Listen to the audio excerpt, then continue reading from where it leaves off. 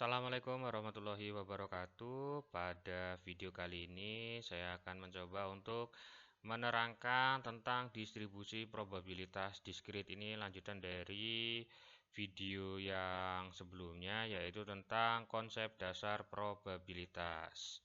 Apa saja yang dipelajari dalam distribusi probabilitas diskrit? Nanti kita akan mencoba untuk menjelaskan tentang pengertian dari distribusi probabilitas diskrit ya. Ini sebenarnya ini sudah. Terus di sini distribusi probabilitas binomial. Nah, nanti akan sudah mulai perhitungan. Bagaimana cara menghitung probabilitas binomial? Terus ada distribusi probabilitas hipergeometrik dan distribusi probabilitas Poisson. Untuk yang terakhir tidak saya tampilkan di dalam video kali ini. Jadi hanya 1, 2, 3, 4. Oke, kita lanjut ke slide yang berikutnya, definisi probabilitas diskrit.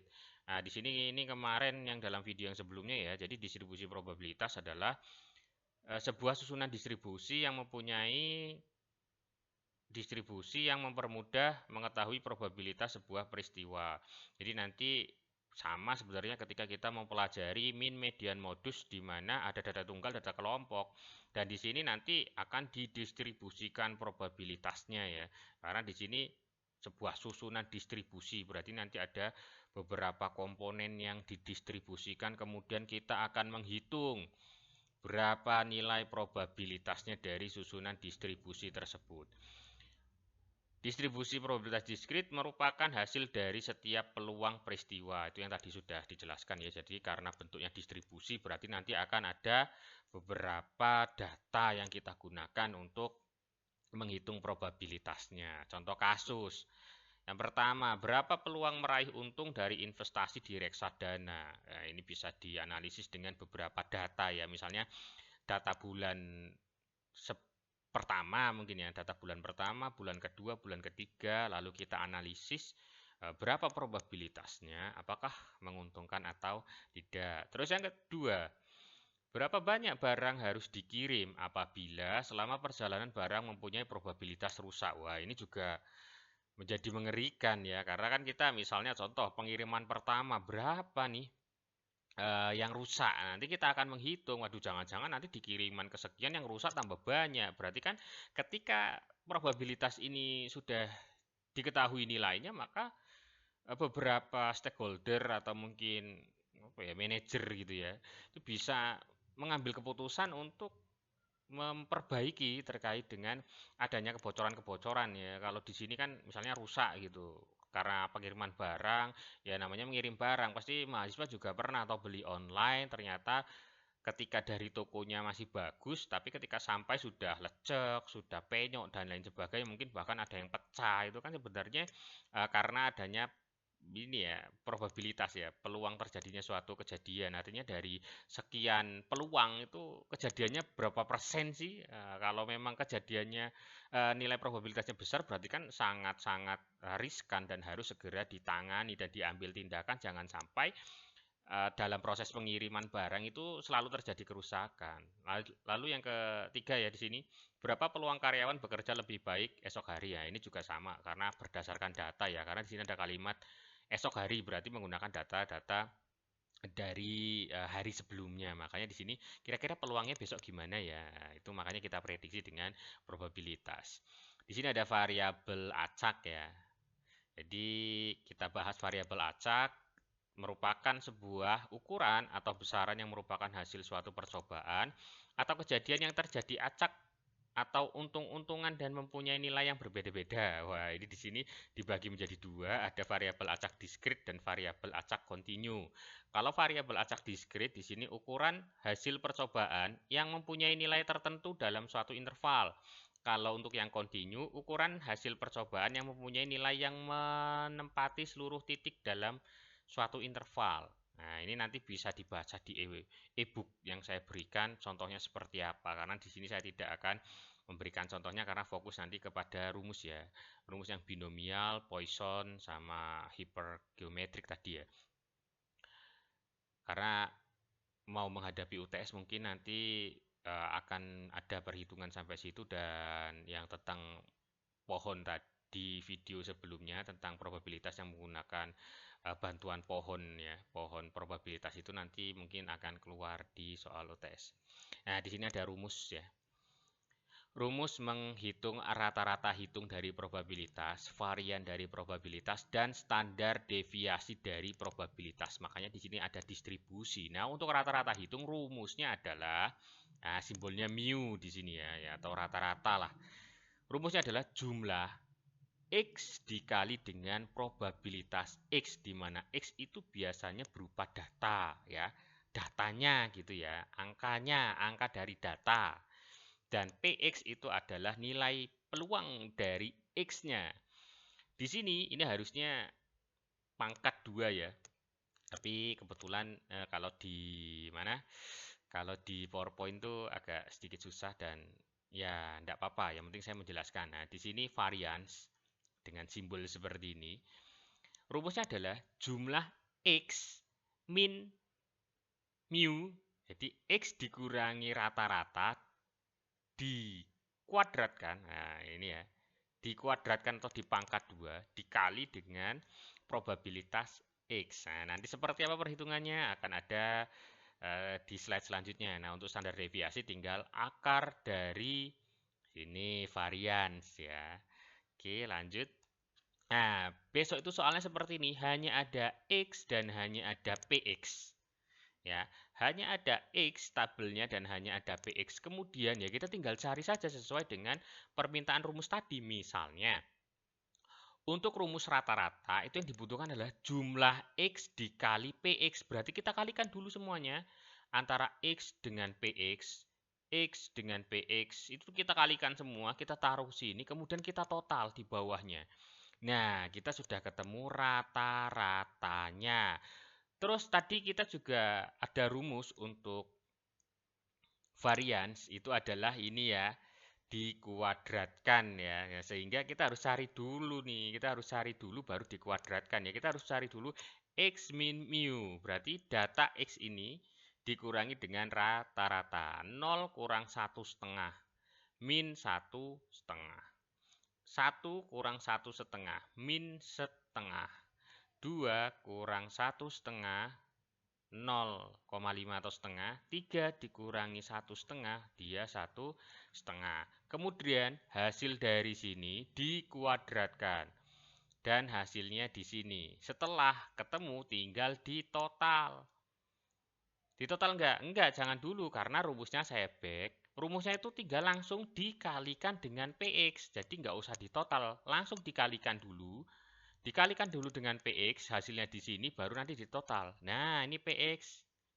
PX ya, bukan ini ya, tapi ini ya, PX 0,125 dikali 2,25. Ini hasilnya.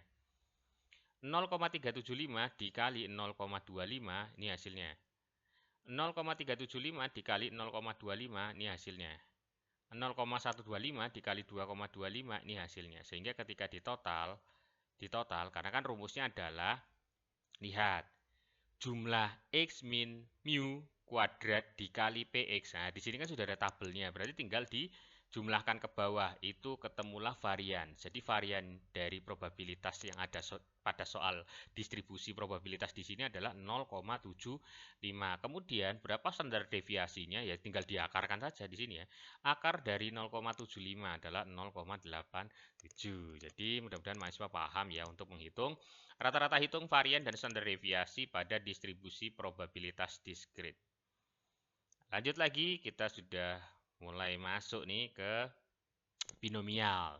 Jadi di sini ada ciri-ciri percobaan Bernoulli ya. Jadi binomial ini Bernoulli ini nama yang menemukannya ya. Jadi di sini ciri-ciri percobaan Bernoulli yang pertama, setiap percobaan menghasilkan dua kejadian. Contohnya adalah kelahiran anak, itu kan laki-laki atau perempuan. Kayak tadi transaksi saham jual beli, perkembangan suku bunga naik atau turun. Kayak tadi juga mata uang, sisi gambar atau nominal lah itu. Jadi menurut Bernoulli di sini terkait dengan distribusi probabilitas yang binomial, jadi cuma ada dua kejadian ya, nggak lebih ya. Oke, khusus binomial tuh nggak ada yang lebih, jadi hanya dua kejadian saja. Nah, di sini probabilitas suatu kejadian untuk sukses atau gagal adalah tetap untuk setiap kejadian ya. Jadi di sini peluang sukses, PQ itu peluang gagal. Jadi ketika dijumlahkan hasilnya adalah 1. Sama kayak tadi. Ketika yang muncul gambar atau nominal, ketika dijumlahkan hasilnya adalah 1. Karena itu adalah konsep daripada probabilitas, konsep dasarnya. Lanjut lagi, suatu percobaan dengan percobaan bersifat bebas. Jadi ya terserah ya, karena di sini sifatnya bebas, percobaannya mau gimana pun itu bebas. Yang keempat, data yang dihasilkan adalah data perhitungan. Jadi nanti benar-benar dari proses hasil perhitungan. Ini rumusnya. Wah, agak sedikit serem juga ya. Probabilitas R. Nah, R ini nanti yang dihitung. Misalnya probabilitas peluang apa ya? Munculnya 15 tuh berapa gitu atau mungkin apa. Nah, nanti akan ada contohnya juga sih. Jadi di sini sudah ada keterangannya ya. Ya, n faktorial per r faktorial, n dikurang r difaktorialkan. P di sini tadi apa? P di sini nih, probabilitas sukses ya. Suatu kejadian dikali dengan Q, gagal berarti ya. Gagal dipangkatkan n min r, di mana n itu data, jumlah total percobaan, dan r itu adalah banyaknya peristiwa sukses suatu kejadian untuk keseluruhan percobaan. Jadi diingat-ingat rumus ini. Diingat-ingat sekali rumus ini karena nanti pada statistik lanjutan pasti akan banyak ditemui ini ya. Lanjut lagi. Nah, ini ada contoh distribusi binomial lah. Mungkin di sini bingung ya karena kok ngetiknya nggak sesuai dengan rumus tadi. Nggak apa-apa, tapi saya coba jelaskan ya. Di sini PT MJF mengirim sebuah melon ke Heru Swalayan ya. Buah yang dikirim 90% diterima dan sisanya ditolak. Wah, udah ada keterangan diterima. Wah, kira-kira mana nih? Banyaknya peristiwa sukses suatu kejadian untuk keseluruhan percobaan. Benar nggak kira-kira? Atau P-nya? Ya, probabilitas sukses suatu kejadian dalam setiap percobaan. Nah, berarti 90%-nya ya di sini. Terus, setiap hari 15 buah dikirim ke Heru, berarti N-nya itu 15 hari ya dikirim ke Heru Swalayan. Terus yang ditanyakan, berapa peluang 15 dan 13 buah diterima? Hitunglah probabilitas 10 buah diterima. Nah, gimana? Gimana ini? Ya, sebenarnya di sini belum ada perhitungan probabilitas 10 buah diterima. Tapi kita akan coba saya jelaskan satu persatu. Nah, di sini ada probabilitas P, probabilitas yang berhasil 90%. Jadi 0,9. Probabilitas yang gagal berapa? Berarti 1 dikurangi 0,9 sehingga hasilnya adalah 0,1. Nah, 15 ini apa? 15 ini nih ya, ini 15 nih ya. Nah, kita lihat R, banyaknya peristiwa yang sukses. Jadi R nih 15 dan kebetulan N-nya juga sama 15 sehingga di sini angkanya sama. Kita ngikutin aja berarti 15 faktorial dibagi 15 faktorial, 15 dikurang 15 difaktorialkan dikali dengan 0,9 pangkat 15 dikali ini ya Q-nya 0,1, pangkatnya 0 karena kan di sini N sama R-nya sama 15 sehingga hasil probabilitasnya adalah 0,206. Ini kalau kalian menghitung menggunakan Excel mungkin akan cepat, tapi kalau kita masih manual ya rajin-rajin aja belajar menghitung ya tanpa bantuan kalkulator. Karena kan kalau pakai bantuan kalkulator, kalau kalkulator ilmiah juga sepertinya sudah ada seperti fitur untuk mencari faktorial ya. Dan di sini yang ditanyakan adalah nih yang 13 buah diterima. Berarti kan tadi jelas nih. Nih R-nya 13. Nah, di sini N-nya tetap 15, tetapi R-nya tinggal kita ganti. Ya, tinggal kita ganti ya. Kemudian di sini pangkatnya 2, berarti kan 15 kurang 13. Nah, kalau di sini kan pangkatnya R, berarti ngikutin R. Ngikutin R ya bener ya, ngikutin R. R-nya kan 13 ya. N-nya 15. P-nya ini sudah ada, Q-nya ini ya. Jadi ketemunya ini. Nah, di sini ada keterangan. Untuk mencari nilai distribusi binomial, dapat menggunakan tabel distribusi binomial dengan N15, di mana X-nya 15 dan X13 dengan probabilitas dari keberhasilannya adalah 0,9. Itu bisa dicocokkan di dalam tabel statistika. Mohon maaf, kebetulan tabelnya tidak saya tampilkan di sini. Nah, di sini sebenarnya mahasiswa diminta nih untuk mencari ini, tolong dicari ya nanti sambil belajar menghitungkan. Kalau ini 15 sama 13 sudah bisa.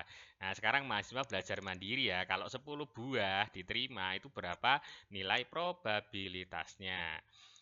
Oke, itu saja ya untuk probabilitas untuk binomial, distribusi binomial ini saya pikir selesai ya. Dan untuk yang belajar ini dengan membaca tabel mungkin di lain video akan saya coba share ya, share knowledge-nya.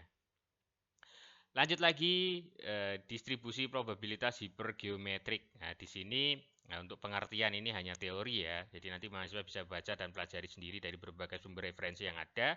Saya bacakan saja, dalam distribusi binomial diasumsikan bahwa peluang suatu kejadian tetap atau konstan atau antar kejadian saling lepas. Dalam dunia nyata jarang terjadi hal demikian. Makanya di istilahnya ini nyoba-nyoba cari-cari kesalahan yang tadi nih, yang sebelumnya.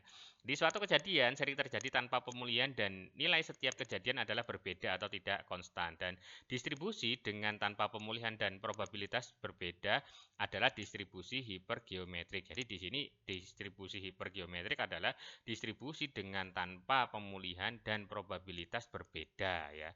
Dengan tanpa pemulihan dan probabilitasnya berbeda. Oke, kalau tadi kan cuma asumsinya ada dua gitu kan.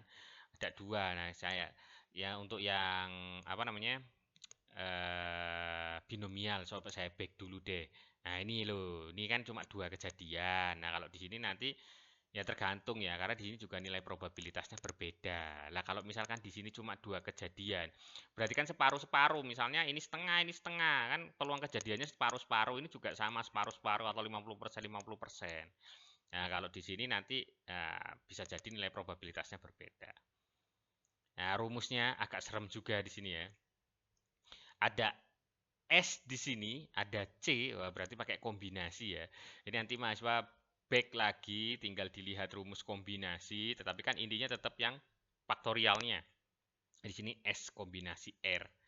X ya, kali X nih ya.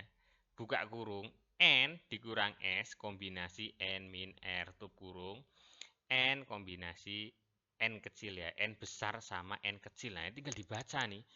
Ya, N besar itu jumlah populasi, N kecil itu jumlah sampel dari populasi. Jadi nanti C itu adalah simbol kombinasi. Jadi tinggal dibaca sendiri. Saya pikir nanti mahasiswa tinggal masukkan saja dari data yang ada dalam soal.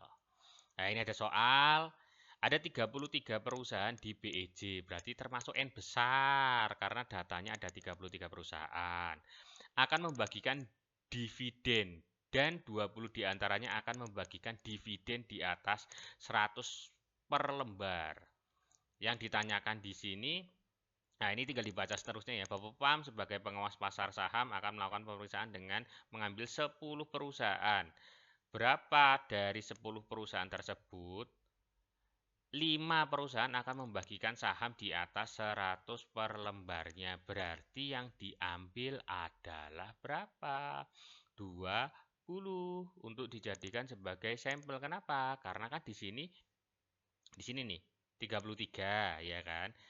33 memberikan dividen dan 20 diantaranya akan membagikan dividen di atas 100 lembar ya. Berarti ini yang diambil karena di sini akan membagikan dividen di atas nih 100 lembar. Jadi S-nya adalah 20. N-nya berapa? Ya ini yang ditanyakan. Berapa dari 10 perusahaan tersebut ya? Kan di sini nih, Bapepam mengambil lagi nih 10. Nah, N kecil. Nah, ini sampelnya. Kalau S itu tadi apa? Kita balik. Jumlah sukses dalam populasi ya. Nah, ini jadi ngambil dari 10 perusahaan. Nah, terus dihitunglah 5 perusahaan yang mengambil saham di atas 100 per lembarnya. Berarti ini R-nya. R-nya. Jadi R5. R-nya 5. Jadi probabilitas munculnya ini ya, 5 perusahaan ini berapa? Kita tinggal lihat saja menggunakan rumus.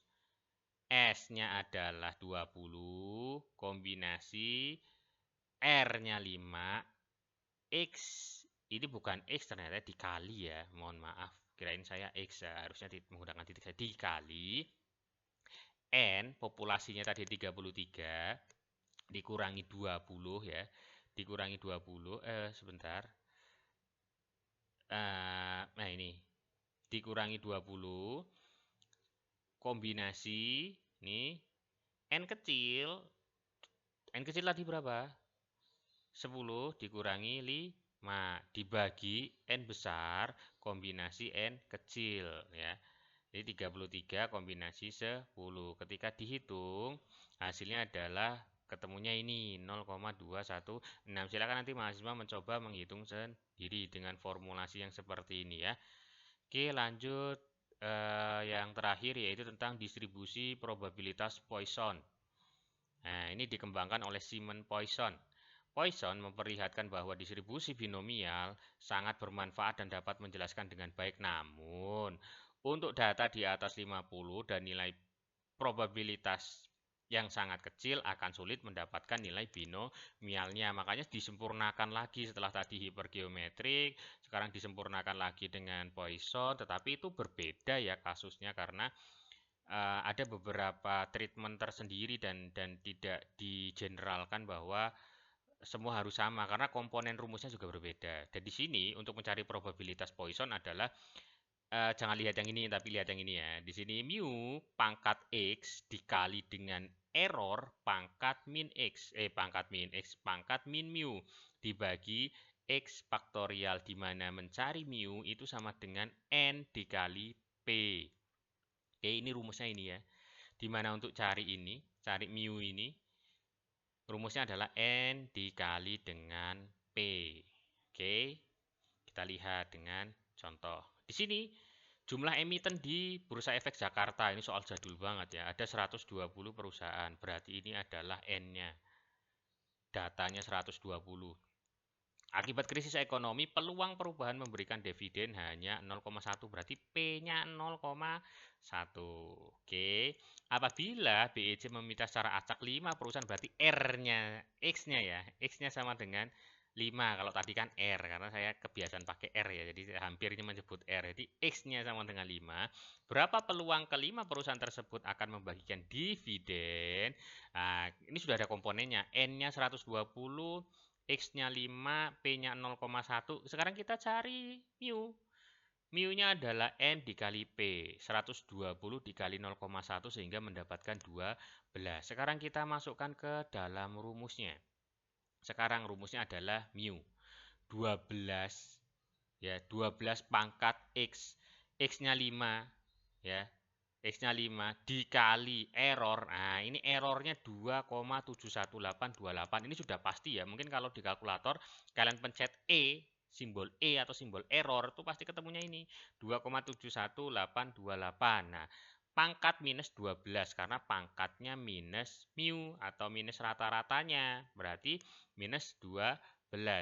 Kemudian dibagi dengan X faktorial. Berarti X-nya 5 difaktorialkan. Sehingga ketika dihitung, nah ini bisa menggunakan Excel. Kalau bisa pakai Excel, silahkan dibuatkan formulasinya di Excel. Tapi kalau menggunakan kalkulator ilmiah pun bisa. Ini langsung jadi. Tapi kalau pakai tidak menggunakan bantuan kalkulator agak sedikit susah ya. Apalagi seperti ini pangkatnya minus 12, pasti bingung. Nah, kemudian ketika sudah selesai dihitung ya dibagi dengan 5 faktorial hasilnya adalah 0,017 dan di sini ada keterangan untuk mendapatkan nilai distribusi Poisson dapat juga menggunakan tabel distribusi Poisson. Jadi bisa menggunakan tabel statistik khusus untuk melihat distribusi Poisson di mana di sini cari nilai rata-rata atau mu-nya yang 12, nilai x-nya yang 5, maka akan didapat 0,0127. Nah, ini mungkin di lain waktu akan kita bahas bagaimana cara menjawab tanpa harus melakukan perhitungan hanya dengan bantuan tabel saja. Mungkin untuk pembahasan tentang distribusi probabilitas diskrit sampai di sini dulu. Jika ada pertanyaan dan pastinya bingung, mungkin nanti bisa ditanyakan melalui chat room. melalui grup WA, dan mahasiswa diharapkan untuk belajar karena ini nanti akan saya keluarkan dalam UTS. Oke, itu saja yang dapat saya sampaikan. Semoga selalu sehat dan saya akhiri. Assalamualaikum warahmatullahi wabarakatuh.